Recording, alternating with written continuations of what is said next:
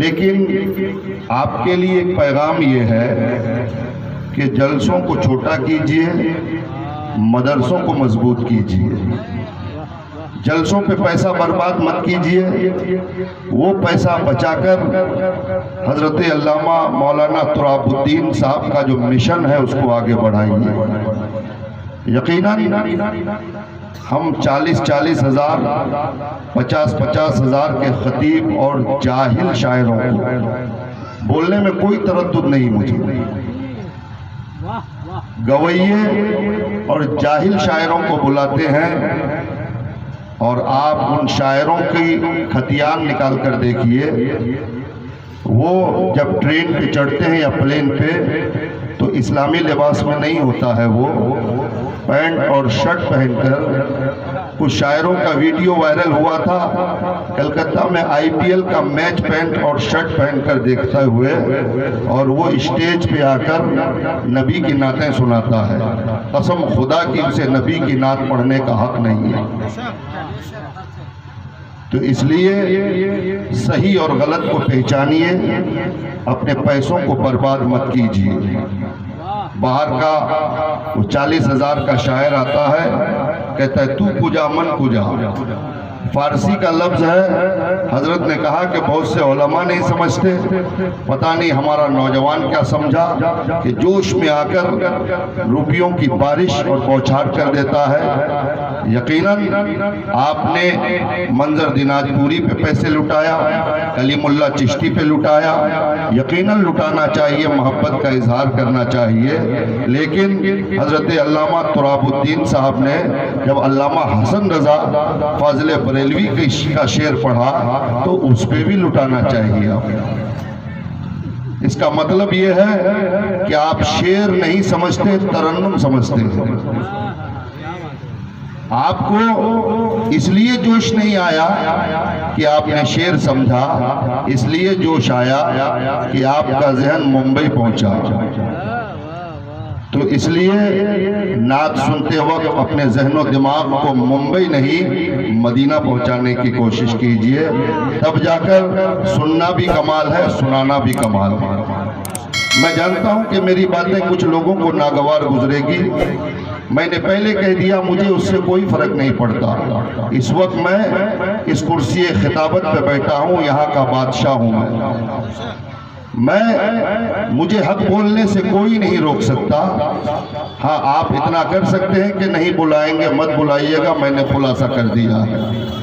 بہرحال جتنی باتیں میں بولوں آپ سننے سے زیادہ عمل کرنے کی کوشش کریں گے۔ اور بڑا تماشا یہ ہے کہ آج علماء کو بڑا سوچ سمجھ کے بولنا پڑتا ہے۔ حضرت نے کہا کہ کچھ علماء، کچھ شورا، کچھ خطبہ آپ کو خوش کرنے کے لیے آپ کے مزاج کے مطابق گفتگو کرتا ہے، لیکن میں اپنے ان علماء سے کہوں گا کہ آپ عوام کے مزاج کے مطابق گفتگو مت کیجئے، بلکہ آپ ایسی گفتگو کیجئے جو مدینے والے مصطفیٰ نے فرمایا ہے، جس کا حکم سرکار مدینہ نے آپ کو دیا ہے۔ آپ ان کی باتوں کو اپنے اوپر نہیں بلکہ شریعت کی باتوں کو ان کو سنانے کی کوشش کریں۔ آج ماحول اتنا خراب ہو چکا ہے کہ ہمارا خطیب، ہمارا نقیب، ہمارا امام جمعہ کے دن جب ممبر پہ کھڑا ہوتا ہے تو اللہ کی قسم اسے بڑا ڈر لگتا ہے یہ بولنے میں کہ تقریر کرے تو کیسے کرے۔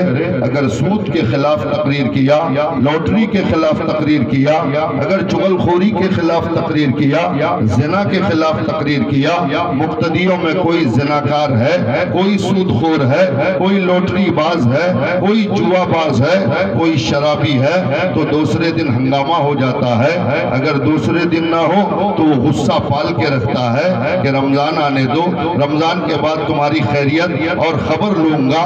وہ اس عالم کے خلاف ماحول بناتا ہے کہ اس نے شراب کے خلاف تقریر کیا، مجھے ٹارگیٹ بنا کر کیا ہے، اب اس امام کو گاؤں میں رہنے نہیں دیں گے۔ اللہ کی قسم اے لوگو، امام کو اپنی مرضی کے مطابق بولنے پہ مجبور مت کرو، بلکہ امام جو بولے بولے اس کے مطابق زندگی گزارنے کی کوشش کرو، تبھی جا کر معاشرے میں درستگی پیدا ہوگی، معاشرہ بہتر اور اچھا بنتا ہوا نظر آئے گا۔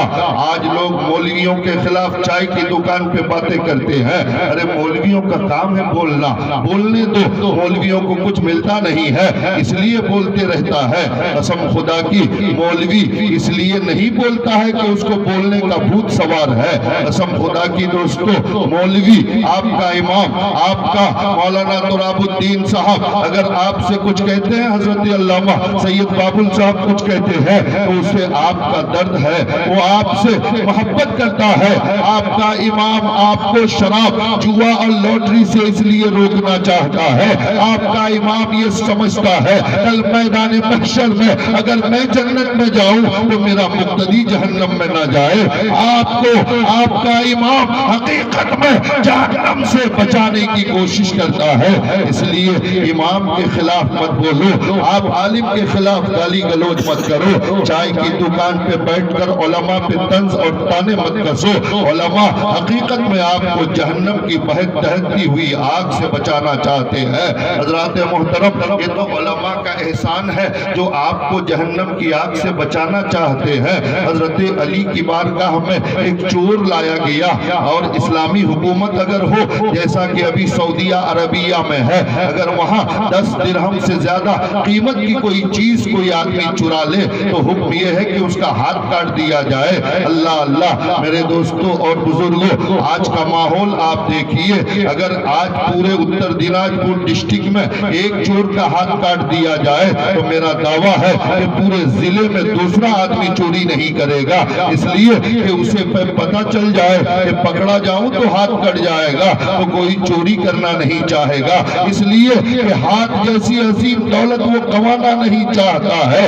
لیکن میرے دوستوں اور بزرگوں، یہاں تو حال یہ ہے کہ یہاں چور بعد میں جیل پہنچتا ہے، چور کو چھڑانے والا دلال پہلے تھانہ پہنچ کر اس کی ضمانت کراتا ہوا نظر آتا ہے، اس لیے چور چوری سے بڑھ کر ڈکیتی پہ اتر آتا ہے۔ وہ اس لیے چوری کرتا ہے کہ مجھے چھڑانے والا دلال موجود ہے، اور دلال بھی کوئی عام آدمی نہیں ہے، اسے پولیٹیکل پاور حاصل ہوتا ہے، اس کی پہنچ بڑی لمبی ہوتی ہے۔ حضرات محترم، آج کل دلالی کوئی غریب آدمی نہیں کرتا ہے، دلالی وہ کرتا ہے جس کے پیٹھ پہ کسی طاقتور اور سیاسی آدمی کا ہاتھ موجود ہوتا ہے، وہی سماج کا سب سے بڑا دلال ہے جو لوگوں کو گناہوں کی دلالی کرتا ہوا نظر آتا ہے۔ نعرہ تکبیر، نعرہ رسالت، رسول اللہ کا دامن، غوث پاک کا دامن، حضرت علامہ مفتی فیروز عالم صاحب کی بلا۔